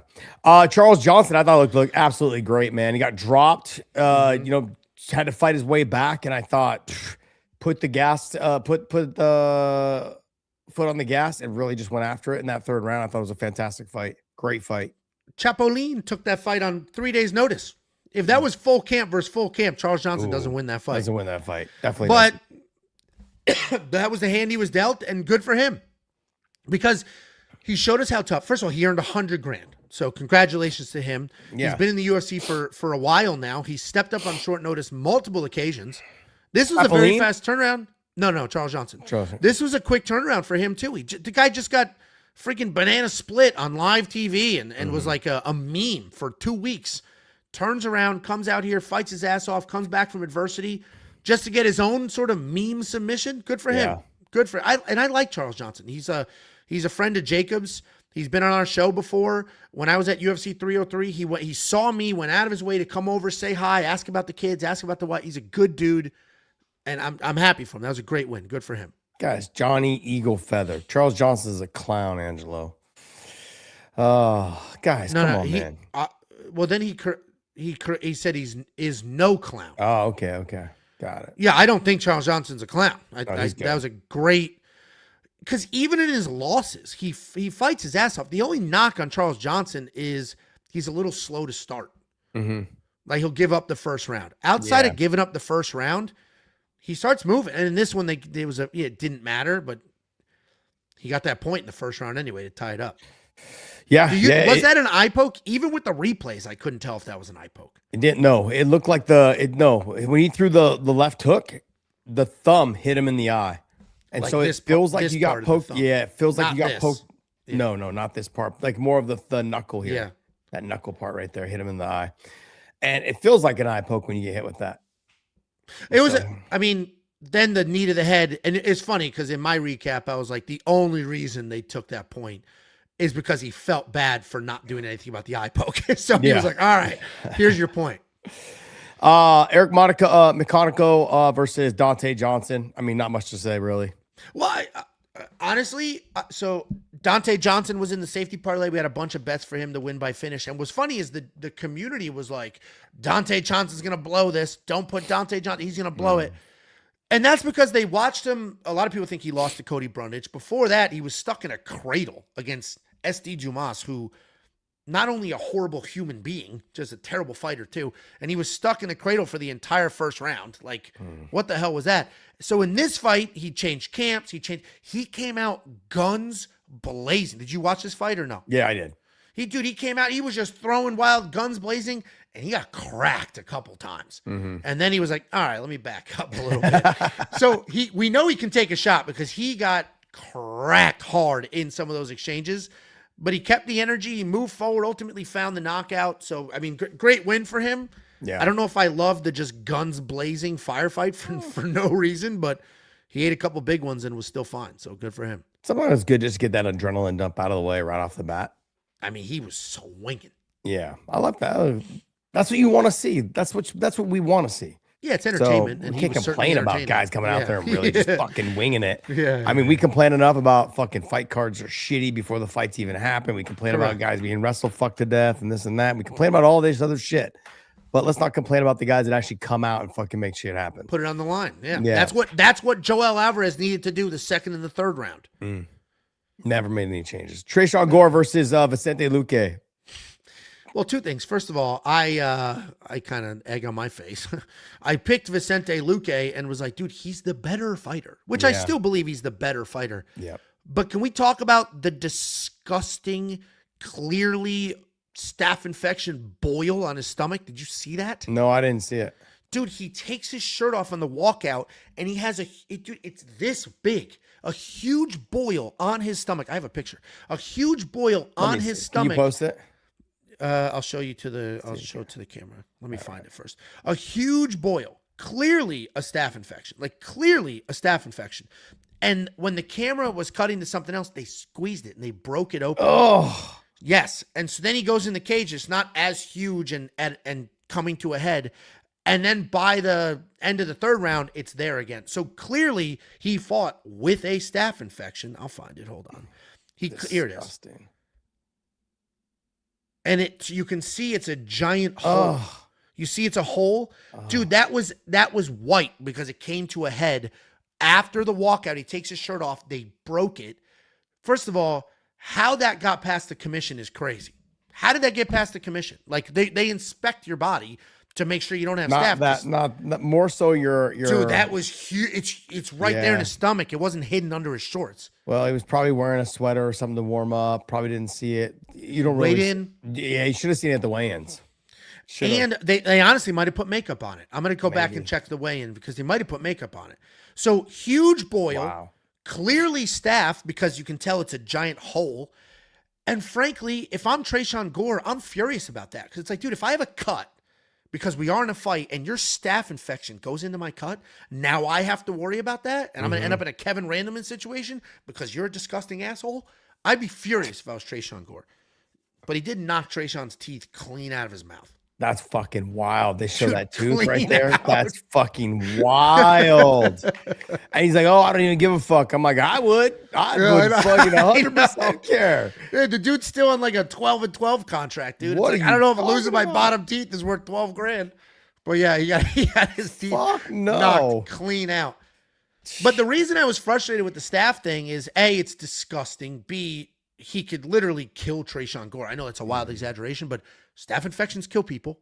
I mean, it ended. What's his name? Ben Askren needed 2 lungs because of a staph infection. Go Google anybody who's new to MMA. Google Kevin Randleman staph. Yeah, it's the most disgusting. The hole in the armpit, like right here. Oh my God, it's the most disgusting thing you'll ever see, and that's a reality. Like that could happen, and staph is contagious. With that being said, my real frustration with the staff is the fact that Vicente slowed down bad. He had that Darce. He squeezed his life, and then his arms were gassed. I was yelling at the TV like, all right, you're clearly not going to get this. You're not going to get it. Just hold it, though. Stop squeezing. Just hold it. Because if you're in that position, he's not winning. You're racking up the minutes. He's not winning. Just keep it. Why are we letting go? Stop. When you squeezed your life and you realized you weren't going to get it, stop squeezing so hard, but just keep the position so you can rack up the minutes. I didn't understand that. But then it's like, all right, he literally didn't have the gas. Yeah. I mean, once you chase a submission that long and it's not there, you've got to not abandon it, but just go ahead and rest for a little bit, like you said, or just abandon it and go to another rested on position. His back and just took a beating is what happened. Because he would have won that round. Yeah, he should have went right to the Patty submission. The modified. Yeah, what's it called? Darce, something leg tie? over Darce. No, it's called. They call it the pad tie. Because it was a Peruvian necktie, but it was Patty. No, because it's Patty. I don't know. They call it the pad tie. Yeah, I thought it was a good name. I'm going to come up with that. That was a good name. It's a very good name. That's a very good name. Trayshawn Gore, Vicente Luque, Lucas Fernando. Great performance. Great. Oh my God, that dude's striking is so good. Yeah, he's so clean and he's fast, and the way the speed in which he would crack your body with a left and then punch you in the face, you didn't even react to getting cracked in the body yet, and he's already snapped your head back. Like, yeah. Now he may have giant wrestling and jiu-jitsu gaps. We don't know, because for the 30 seconds he was on his back, he looked like he was in panic mode. But his striking is unbelievable. Yeah, he's good. He's extremely good. Neil Magny just won't seem to go away. Every time we want to write him off age-wise, this and that, he comes out and just fucking beats people. Just beats them. Like every time we talk about Neil Magny, oh, the guy's getting old. We're ready to ride him off into the sunset. If he loses here, probably should retire. Then he fucking comes out and does this. TKO punches, finish, done deal, right? I mean, did you have him? You didn't have him in your safety parlay. Oh, God, no. No, I didn't bet on that fight at all, because that fight to me was always like, hey, Neil can win this fight. Yeah. But my read was a little off, because I was like, it's either Ramiz by sub or Neil by decision, because Ramiz is typically a pretty durable guy. But I had multiple crash outs yesterday. Multiple. You guys don't follow Angelo, follow him on We Want Picks. I love listening to his crash out, because I knew in my mind, I actually talked about it live. I think the crash outs are valid. I think they're valid crash outs too. Like, I don't think I'm saying anything that's wrong. Well, because obviously I don't think that. I'm the one because you're in this gambling world, right? Like in picks and points and all this other stuff. Like you're in your mind, you're like, I fucking told the whole world this guy's in my parlay. Or it would be nice to just sit here and talk about fights and nobody and this is going to sound like an exaggeration, but I promise you it's not. There are tens of thousands of people that just tail whatever bets we put on the board. So there is like an extra level of, I feel like an extra level of responsibility for it. And when things don't go well, it's like, I do take I'm not saying take personal responsibility sounds weird, but like I feel it. Like I feel the pressure I put on myself. With that being said, I had no bets on this fight whatsoever. So my crash out wasn't, oh, we missed the bet, whatever. And I told people, don't bet on this fight. Mm-hmm. I said, if you're going to bet, Ramiz by sub or Neil by decision. So I guess that would have been. But my crash out was Ramiz dominated early. And then he got tired. And that was the end of the fight. Like, there's only a couple things you can control. And one of them is your cardio. Yeah. And your job, this is what you get paid to do for a living. Your one and only job is to show up and fight. And that includes being in good enough shape to fight. So to be a guy who is in the largest organization on the planet, who's on a big card like this, and his only job is to show up and fight, because your job isn't actually to win. That's a nice little bonus, right? Mm-hmm. Your job is to put on a performance and fight. And to go out there and get tired that quickly is outrageous. It's outrageous. It's your fucking job. And then people, because Twitter is Twitter, were like, look at you, bro. I'm not a professional athlete. Mm-hmm. Like, what are we doing? That's like if this was my job, which it isn't, and I didn't have a microphone. And I sound like I'm in a tin fucking can. It's the same thing. The one thing you can control is what shape you're in. And he's not in shape. Like I genuinely will never it wasn't short note. Like, I'll never understand fighters who aren't at minimum in shape for the job that they get paid to do. I'll never understand it. It's funny you say that because I've trained so many athletes, fighters, and from boxing to MMA to kickboxing. And the number one thing is I tell them, like, when you think you've ran enough and you think you're in shape, you're not. Do more. Because nothing can mimic that type of pace that you're going to fight inside that cage. I don't care how many fucking sprints you do. It's never going to mimic the pace that you're going to set inside that cage. And the reason being is when you tire, your opponent sees it and then they push forward. And when you see them get tired, you're tired too. But then you see them get tired and you push forward. In sparring and training, you don't do that. When you see your buddies tired, you're like, fuck, this is a good time to rest.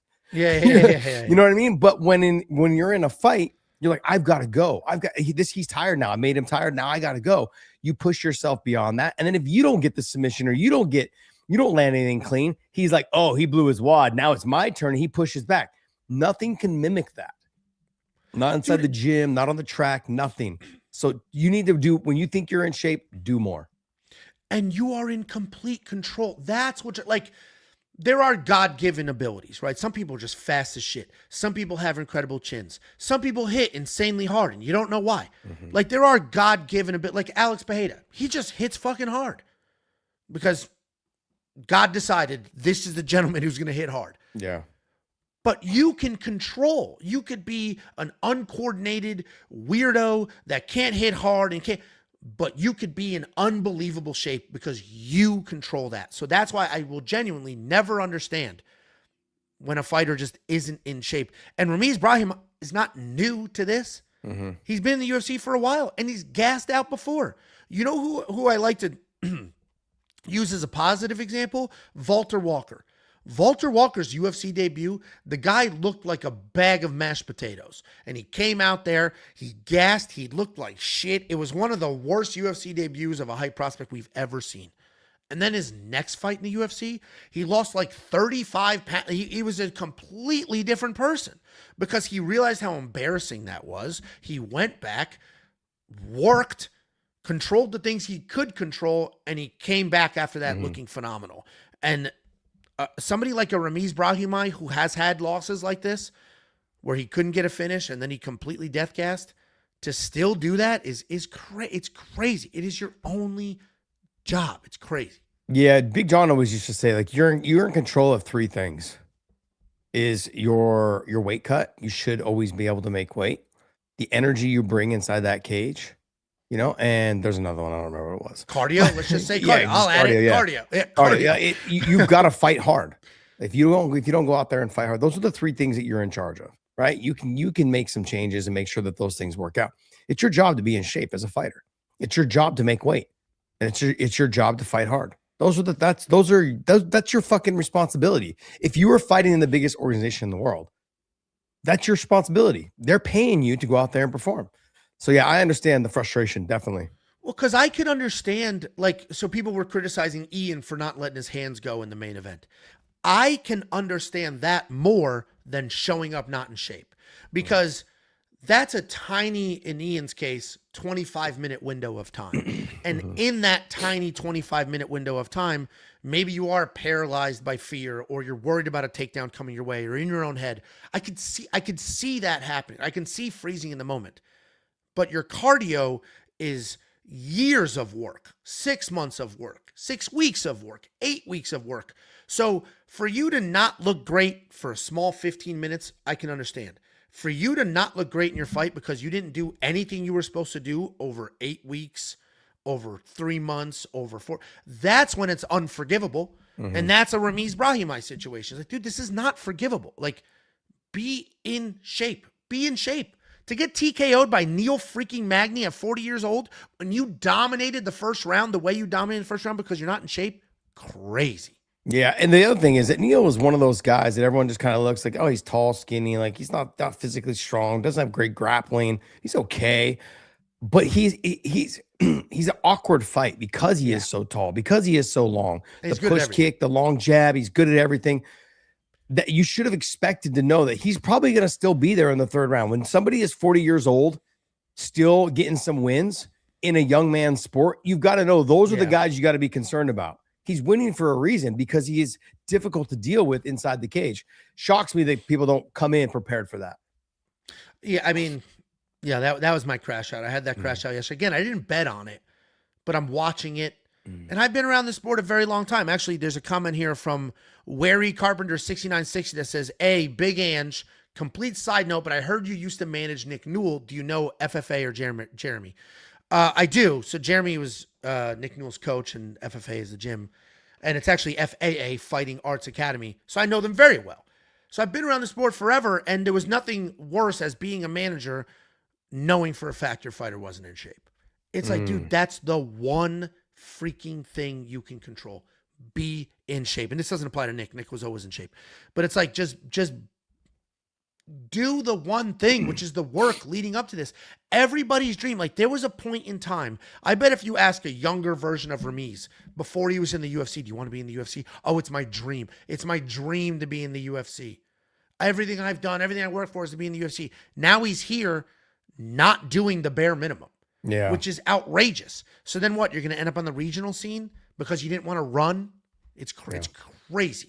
Two-part question here, because T. Christos puts out, he goes, is Islam too small for the weight class? Because he looked small yesterday inside that cage. He did look small. Is he too small? And then you said you saw Michael Morales standing next to Ian Gary. You're like, what the fuck? Ian's way bigger.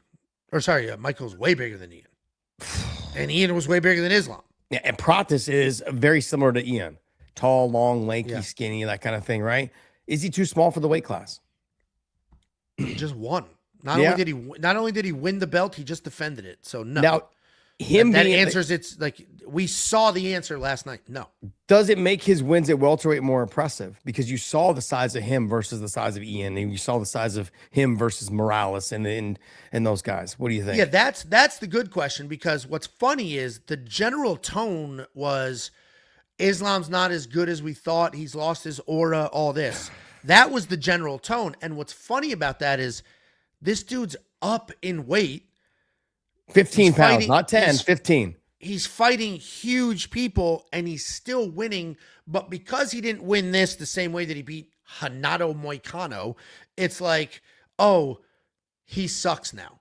So I think, I think people are losing sort of some of the perspective, or at least maybe didn't see him as a human being, despite we have seen this dude in wars. A lot of people think he lost to Volk. We've seen him in wars. It wasn't even close. I mean, a lot of people think he lost to Volk. It's not me talking, it's the people. I know it's not you. I know. You wouldn't be that stupid. I don't think he's too small for the weight class. And I'm not going to say it makes his wins more impressive, because he also was a bit of a weight bully at 155. So I think the wins are of the same quality. He's beating some of the best people on the planet. He is also he wasn't smaller than JDM. He just happens to be fighting some of the biggest dudes in this weight class. Yeah, all three of them are huge. Morales, Pratis, and Ian Gary, all going to be huge. They're the three biggest ones. The rest of them are all normal. Like, I would bet Islam's bigger than Sean Brady. But Shavkat's also big too, if he comes back. Yeah, we're not. Yeah, I would agree with you. Sean Brady and Islam are about the same size. I bet you he's probably a little bit bigger than Sean, especially taller than Sean. Yeah. But does that make Michael Morales and Ian and those guys weight bullies then? They don't fight like weight bullies. To me, weight bully is you're using your size to physically impose your will, like grinding, wrestling, leaning on somebody. That's not how Morales fights. That's not how Ian Gary fights. So I would not categorize them as weight bullies. Even when you take Ian Gary's fight against MVP, just the speed of MVP too much. Let me go ahead and wrestle him and hold him down. That's kind of being a weight bully. He didn't weight bully him. He changed his game plan. Okay. All right. Let's talk about Islam fights like a weight bully. Pushes forward, grinds you against the cage, leans on you, wears on you, grinds. That's not, even when Ian Gary wrestles, he's not doing that. But he's a smaller guy now, so that's not a weight bully anymore. He's just a better technician. He fought like a weight bully. He just isn't big enough. Arm was he just isn't big enough to be called one. That fucking head and arm last night was fucking sick. The way Why he are you did calling it that through instead of calling it a side headlock? You're so old. That's such an old man thing to call a side headlock. It was what are you talking about? His hands connected. That's a side headlock. A head and arm is fucking sagged him right to. He actually threw he him did sag. over. He sagged, but he threw as well. Yeah. I called it a sag. It was probably right smack in between a sag and an actual throw, but it was beautiful.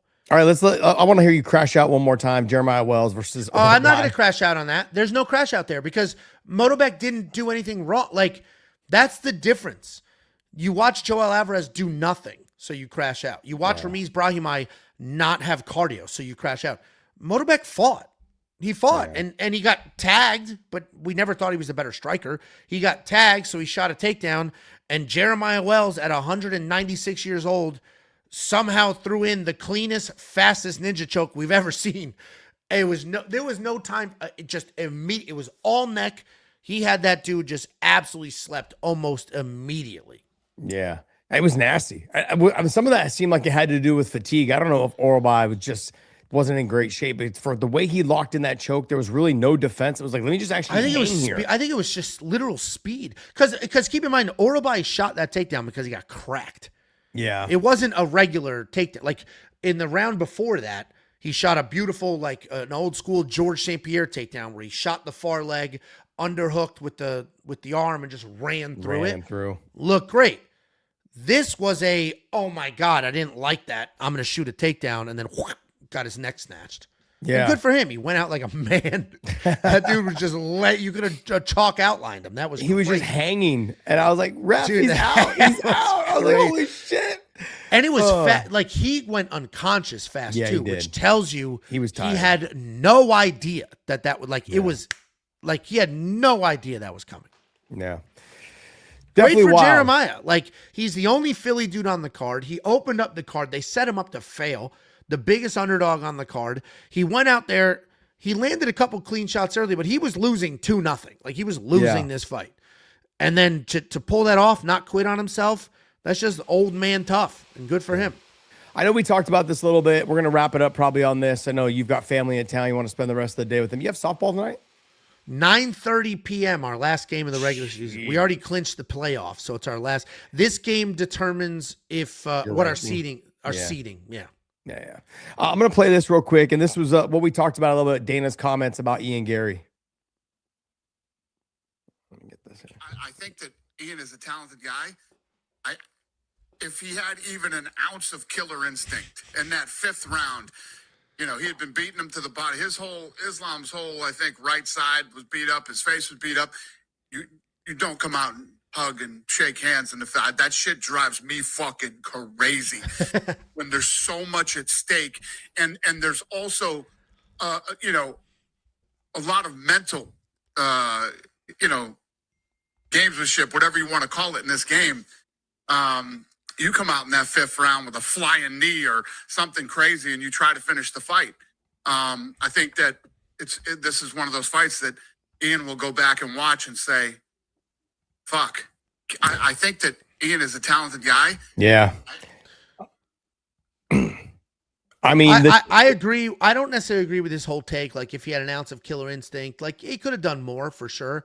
I do agree with he will go back and watch it and be like, fuck. Because that's like everything, dude. Anybody who's competed in any sport, combat or otherwise, you think about all the little mistakes. Mm-hmm. And if he's watching that back, dude, Islam's face is beat to shit. To Dana's point, his ribs were just a disaster.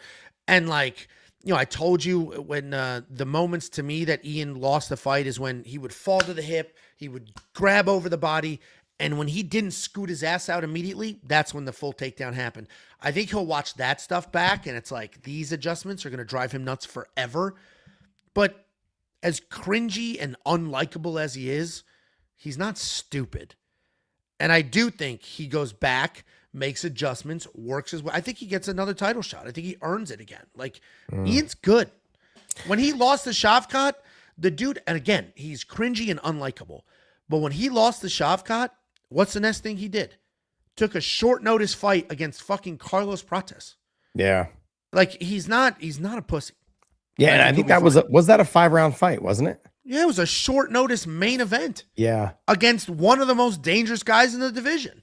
And he took it anyway. So I think I don't think he's gonna do a short notice main event, but my point is he makes adjustments and he learns and he just continues doing what he's gonna do. He recognizes how old he is. He even said in the post fight, I'm 28. These guys are all in their 30s. I'll be fine. And he's right. He'll be fine. Yeah. I agree with everything that Dana is saying. He's gonna go back. He's gonna look at me like, "What the fuck? I could have Yeah. done this. I could have done that. I could potentially be laying next to the fucking championship belt next to me, Yeah. with my wife and my kid and all this other stuff, right?" And he just didn't do it. Didn't pull the Yeah. trigger. When they had announced I was fighting Benson, and we get to Dana gives these speeches, or he used to. I'm not sure if he does anymore. Right before we would show up to the venue, all the fighters would get together after the weigh-ins, and he would say, "Hey, Josh," he goes, "Josh," he's like, "this is what you've been waiting for your whole life." He's like, "to become UFC champion." He's like, "You got to beat Benson Henderson to get there." He's like, "I know we had you lined up." He said this in front of all the other fighters. "I know we had you lined up for the Pettis fight." He's like, "But this right here, if you beat him," and Benson's sitting right next to me. "If you beat Benson," he's like, "you're next." This is, and I was like, "Oh, then I fucking go out and lose." Did you beat him? Yeah, how'd Like that go, Josh? Yeah, like a jackass. How'd that go but, for you? But in that situation, like, I understand, like, he's like, these are your moments. And in that moment, Ian needed to do more. And you like you said, you approve the notion that you have to beat the champion to be the champion. Yeah. The judges don't go by that, or they shouldn't anyways. But I do feel the same way as well. Like, you should almost automatically walk in going, if I don't do enough in the first round, they're almost guaranteed they're not going to give you this to me. Yeah. They're going to automatically give him the first round if I don't do enough. He's the champion. He comes out with the aura that the judges and the crowd, everything gets amped up about, unless they fucking despise you. But yeah, I think he made a lot of tactical errors. I think is what Grant R. Ellis has just said. Angelo is spot on about Ian's tactical error. 100%. Thanks for the super chat, bud. Yeah, 100%. You've got to make those adjustments as you go. He was just comfortable being in there, and the whole buddy, touching hands, hugging after every fucking round. Get the fuck out of here with that shit. One thing that I loved about Michael Bisping, when Anderson Silva tried to hug him, he pushed him away. He's like, "Get the fuck away from me." You know, because Anderson tried to hug him after every round. It's like, "Get off me, dude. Fucking here to punch you. Don't fucking touch me." Like, here's some stats for you. I have round by round stats on the main event. First of all, Ian Garry landed more significant strikes in that fight. How many? 29 to 22. So he landed more. No. In the first round. Calm down. In the first round. 7 more strikes? Really? That's it? In the first round, Islam only landed 3 significant strikes. In the second round, Islam landed 11. In the third round, Islam landed 5. In the fourth round, Islam landed 3. In the fifth round, 0. Not a single significant strike landed. Not one. That's the fight we had. Yeah. And Ian Garry, give me Ian Garry's. Basically the same, just add a couple more. Just a couple more. Yeah. Like 1 or 2 here. So then, Ty goes to the takedowns, I guess. Takedowns. I think it was the way the takedowns But what's were crazy done, the is threat of the Ian- submission. Ian only landed 29 significant strikes, and that's what the fuck Islam's face and body looked like? That's actually crazy. Yeah. Size, technique, landed clean on the body with the body kicks. And yeah. But I mean, if you say the most significant strike of the whole thing was Ian getting dropped by a head kick. Yeah, the single most significant strike, for sure. Yeah, absolutely. So I'm on the Dana bandwagon in this fight in the circumstances, but I also think, Islam's got to make some tweaks here and here. He's got to make the adjustments based on the guys that he's fighting. These guys are a lot bigger. Like you said, he's been known to be the bigger guy at 155. So at 170, he's going to have to make his adjustments. And how will he do in 5-round fights? Every single fight is going to be a 5-round fight for him because he's a champ. But on top of that, what adjustments does he make? Like that how he's going to make what adjustments are going to make against guys that they are physically just bigger? Morales. Islam? Yeah. What adjustments will he make? He's not going to make any adjustments. He's been the same guy since day one. He'll be the same guy tomorrow. He's not going to change a thing. Did you see the post-fight interview with him and his comments? Well, I mean, like what I got out of that is. What'd he say?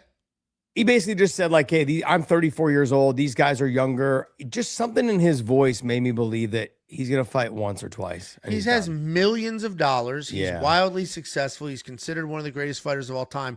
And then you get into a fight like that, you probably are like, "What the fuck am I doing? I don't need." It makes you rethink. It makes you rethink everything. I do not need to do this shit. Yep. Also, Covert Big Beck said Angelo eats donuts for breakfast. When the fuck are you supposed to eat them if it's not for breakfast? What kind of fucking dumbass comment is that? Yeah, no shit. No fucking shit, dude. No shit. Oh, ask me when I eat Chinese food for dinner. You don't eat Chinese food for breakfast? Honestly, sometimes I wake up at 5 a.m., so 10 a.m. comes around. I haven't eaten yet. That's breakfast. We got some leftover Chinese food. All right. You know what's wild is I spent 6 months in China.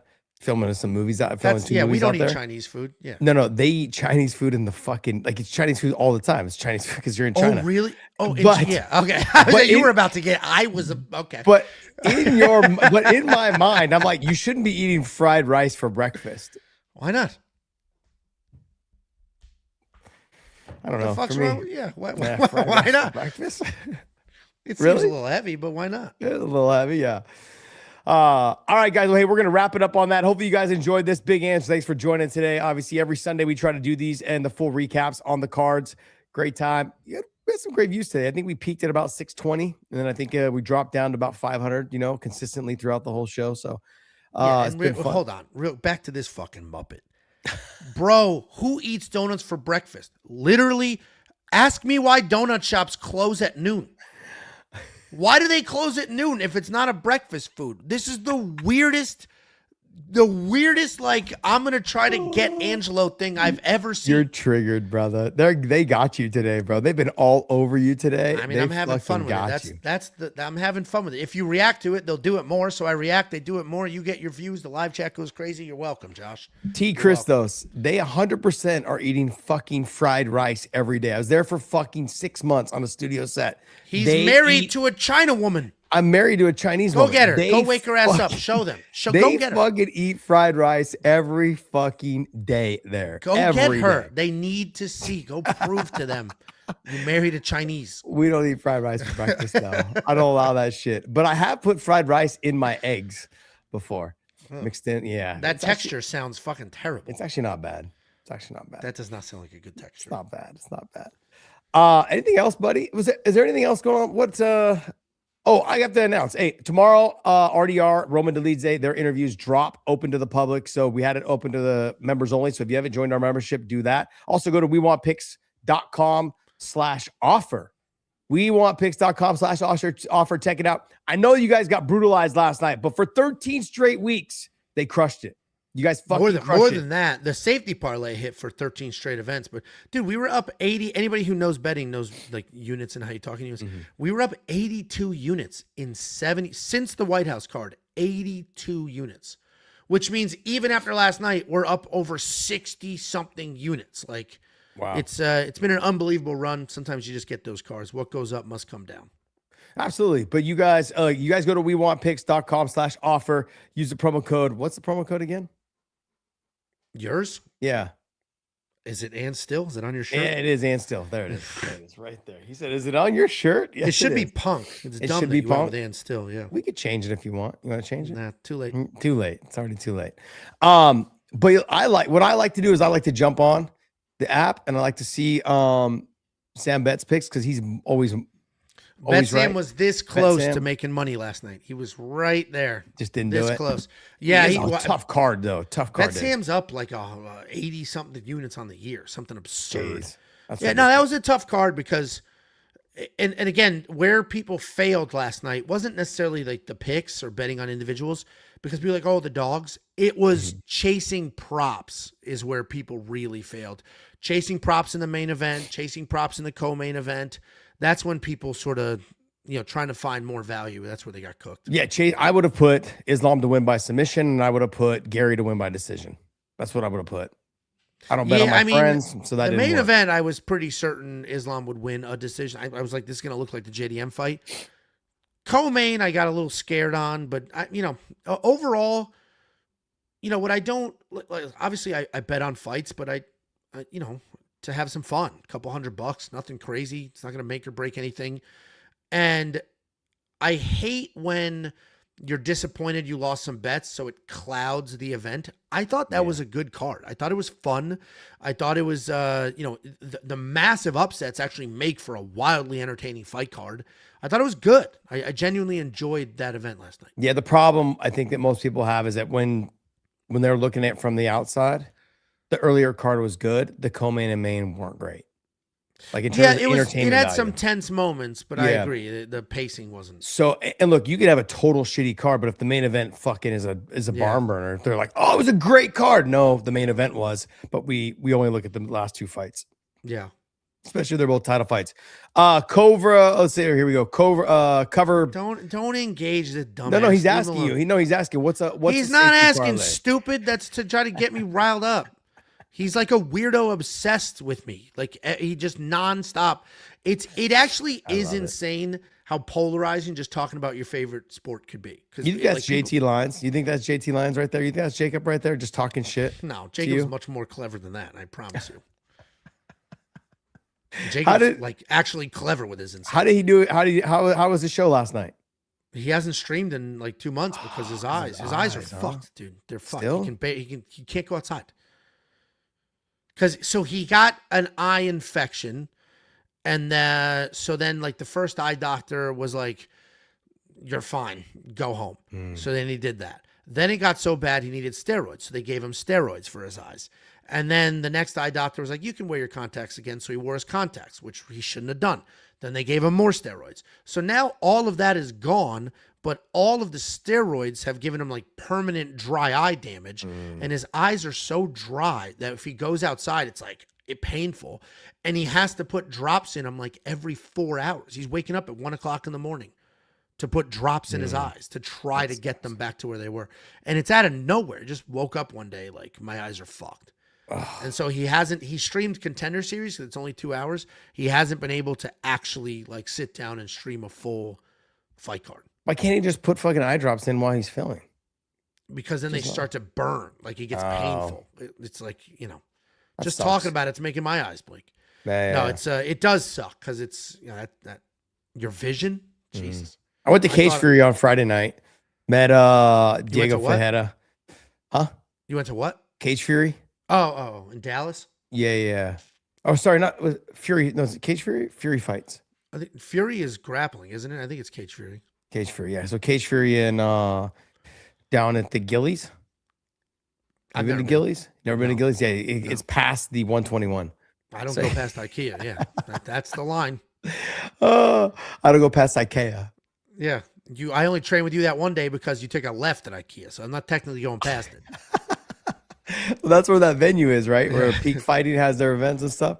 They're right next to IKEA, before IKEA. Yeah, correct. Yeah. It's you call it IKEA, it's called IKEA.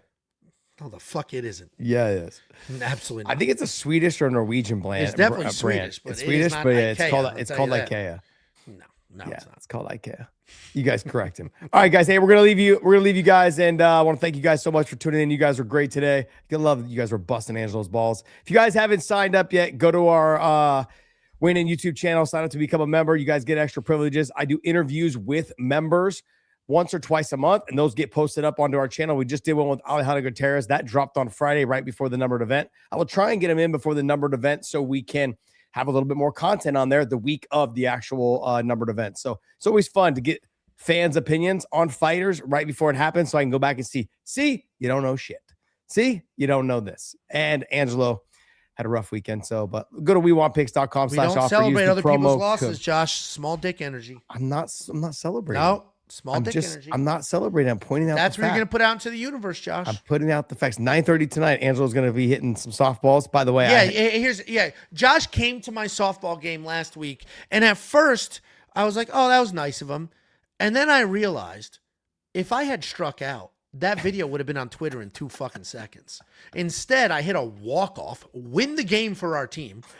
I hit a walk-off. It's the bottom of the last inning, 2 outs. It's on me. I hit a walk-off. We win the game. Josh doesn't send the video. I did send the video. I had to ask. Well, you had to ask if I was there. You didn't even know I was there. Be honest. If I struck out, would you have tweeted that shit? No, I was there mainly. I probably would have. Yeah, but I was mainly there. But not a walk-off. I was mainly there to get video of you running.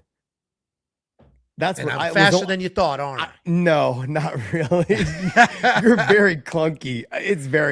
Well, not. you know what happens, and this is straight up. I never played baseball growing up. I take off. I take off. I get fucking terrified of stepping on the bag wrong and blowing my ankle out. I basically stop. I take off and we get there and I start taking huge, slow strides because I want to land on it clean, which is such like a beta pussy way to do it. It is. But it's like, dude, I'm going to blow my ankle. I know I'm going to blow my ankle out. I'm terrified of it. Yeah, I would be too, especially all that weight. It's not coming down the wrong way on the bag. Dude, the bag's like this thick. I have a and I guess- question. Yeah. You said you were going to start working out. What happened? Did you not see me have the walk off? What do you mean? What happened? No, what are you not working? Are you walking? Are you run? Have you tried running yet instead of just walking? I got plantar fasciitis, so not yet. I did text my buddy yesterday. I'm like, all right, I'm going to come train this week. So this week, I should be that ready. was the point of getting TRT. Well, I actually went. You know what's crazy? So I went on Friday. Or I went last Friday, and I'm like, he's like, how is it doing? Whatever. I was like, not a fucking. I feel nothing. I feel exactly the same. Nothing's tired changed. still? And he was like, all right, let's take your blood and see. It doubled. My testosterone doubled. And he's like, we'll up your dose. I was like, I'm not feeling it. He's like, everybody's got a different threshold. He's like, yours might just be higher. I'm like, well, maybe I am feeling it. I'm not noticing because it's not, I'm not angry. I mean, and I'm not wide awake. Your trigger moments today is typical fucking steroid road rage. No, that's all in good what I fun. saw. I can see, you think I can't, I'm on the internet this long and I can't spot rage bait from a mile away. So you play into it. They enjoy, they do more of it. The live chat goes, it's only helpful to engage. You're in the fucking bullshit. great, man. I fucking love you, Angelo. I love you, big guy. It's been fun. It's been real fun. We'll leave you guys with this. If I hit my- Saturday if I hit- mornings used to mean coffee and sidelines. Now it's game time for all of us. We're running drills, chasing goals, and yeah, trying to keep up with each other. Soccer, lacrosse, doesn't matter. What matters is we're doing it together. But here's the thing I didn't expect. Training with your kids, it hits different. You sweat more, you push harder. If you're not careful, you could burn yourself out. That's why I started bringing Element. No sugar, no junk, just electrolytes. Sodium, potassium, magnesium. So you can stay sharp, stay moving, and stay in the game. Because when your kids look over and say, come on, Dad, keep up, you don't want to sit this one out. You want to be right there with them. Hydration isn't just about performance. It's about showing up. For them, for yourself, for moments like this. Element. Stay salty. Stay salty.